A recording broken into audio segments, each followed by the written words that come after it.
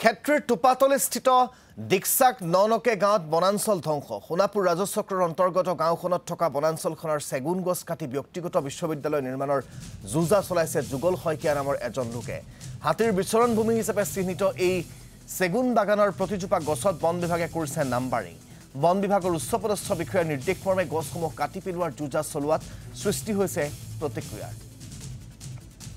আমাক সবিশেষ জনাব সংবাদদাতা কমল কৃষ্ণ ডেকাই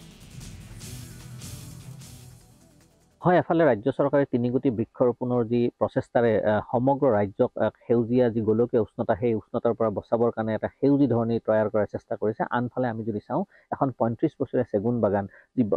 আচলতে অতি এক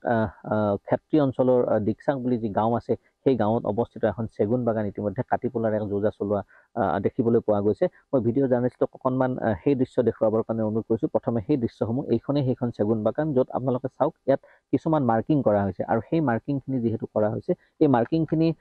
আচলতে এটাই কাৰণ কৰাৰ আৰু সেইটো হৈছে যে এই গছখিনি যিখিনি আছে ইয়াৰ গছৰ যি হিচাপ সেই হিচাপ কৰি এই গছ কাটি পেলোৱাৰ দিহা কৰা হৈছে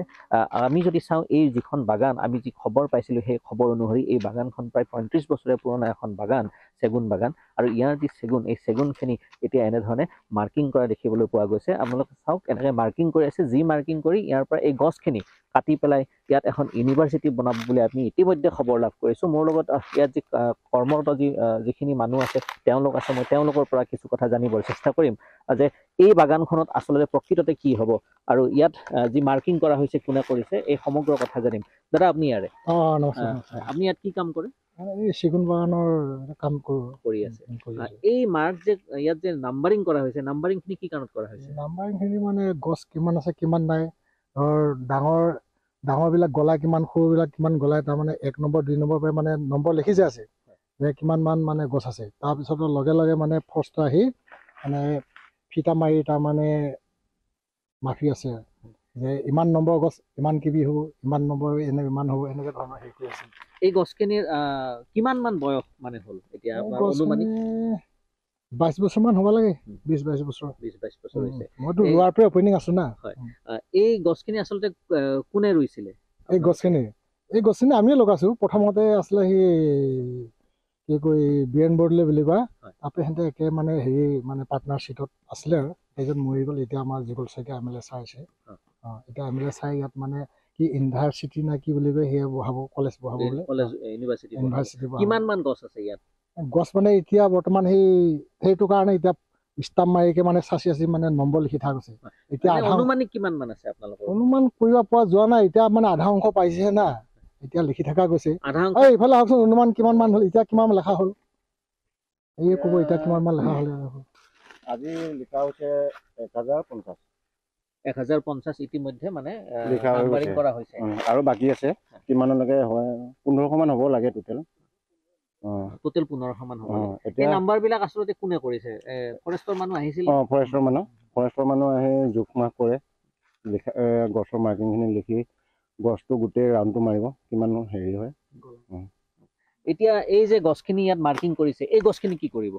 মাৰ্কিং যে হ'ল তাৰপিছত কি কৰিব এই গছখিনি মই শুনা পোৱা মতে এতিয়া ধৰ মানে ফৰেষ্টই নিব নেকি চৰকাৰ ডাঙৰবিলাক কাটি মানে কামত লগাব তাৰপিছত সৰুবিলাক থৈ দিয়া কথা আছে আৰু জেগাই মানে ঘৰ মানে মই জনা কথাটো জেগাই মানে ঘৰ বনাই দিব ঘৰ বনাই তাৰমানে মানে ৰাস্তা ঘাট চব পাকা হ'ব সেনেকৈ কৈছে ইউনিভাৰ্চিটি এইখিনি এতিয়া চৰকাৰী মাটি নে কি মাটি আপোনালোকে জনাত চৰকাৰী মানে মাটিটোতো চৰকাৰী আছিলে এতিয়া চব কাগজ পাতি অ'কে কৰি আছো বুলি কৈছে কোনে কৰিছে এইটো যুগল শইকীয়া MLA সেইটো কথা কৈছে পুৰা অ'কে হৈ আছে বুলি মানে এই পুৰণা গছখিনি এতিয়া কাটি নিয়া হ'ব ধৰক ইয়াত যিখিনি আছে সেনেকৈ কৈছে এই গছখিনি মাৰ্কিংটো কোনে কৰিছে বুলি ক'লে মাৰ্কিং এই ফৰেষ্টৰবিলাক কৈছে আমাৰ সোণাপুৰ ফৰেষ্ট নে কোন সোণাপুৰো আছে আমাৰ টোপাতলিৰ আছে হাতী ইয়াত আহেনে দাদা হাতী মাজে মাজে আহে এই খেতি চিজনত এই অঞ্চলবিলাকত হাতী আপোনালোকে পায়নে নাই দেখা পাওঁ মাজে মাজে দৌৰে আৰু এই বাগানত থাকিলে আপোনালোকে কাম কৰি থকা অৱস্থাত হাতী পাইছে নে নাই নাই এই মই কাম কৰি থকা অৱস্থাত ধৰ এই ওপৰৰ ফালে গছবিলাক ৰাউণ্ড যেতিয়া মাৰিব যাওঁ তাৰ মানে বগলী উৰা দেখা পাইছোঁ কি বগলী উৰিলে পটকে পিছত চাওঁ একদম মানে মাইকা পোৱালি আছে পুৰা দৌৰা খেদি আহিছে নহয় মই একদম মানে দৌৰি তত নাইকিয়া হৈ গৈছে এই আজি মানে খেতি চিজনৰ ওচৰৰ কথা